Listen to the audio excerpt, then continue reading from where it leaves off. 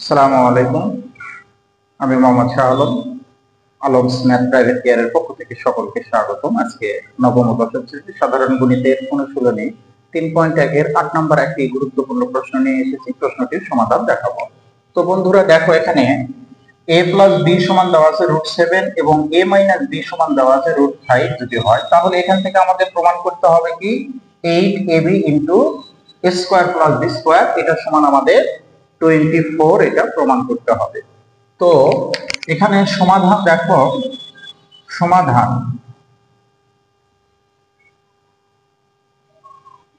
সমাধান left hand side কি দেওয়া আছে বন্ধুরা, এখানে 8ab into a square plus B square এটা দেওয়া আছে।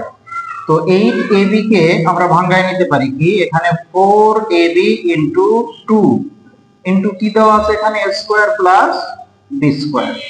তাহলে কি হয়েছে দেখো, এখান থেকে এতটুকু এবং এখান থেকে এতটুকু একটা সূত্রে পড়ছে। 4ab এর সূত্র আমরা কি জানি, a plus B whole square minus a minus B whole square, এইটা হলো 4ab সূত্র।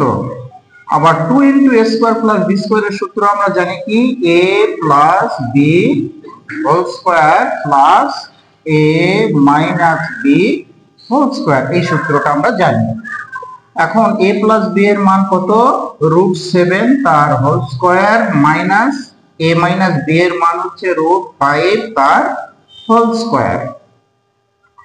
এখন a প্লাস বি এর মান হচ্ছে √7 তার whole square plus a minus B এর মান হলো √5 তার হোল স্কোয়ার। সাইড নোট আমরা দিয়ে দিব কি, মান বসিয়ে। এই কথাটা অবশ্যই তোমরা লিখে দিবে।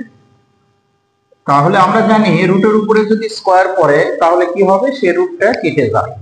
কেটে যে কি থাকে এখানে 7 মাইনাস কত হবে নি, √5, রুট কেটে গেলে 5 থাকে, ইন্টু এখানে হবে 7 প্লাস কত 5, তাহলে 7 থেকে 5 বাদ দিলে 2 হয়, ইন্টু 7 5 যদি যোগ করি তাহলে কত হবে 12, অর্থাৎ 12 দুগুণ কত 24, এটাই সেই আমাদের রাইট সাইড। তাহলে অতএব লেফট হ্যান্ড সাইড সমান রাইট হ্যান্ড সাইড, প্রুফ।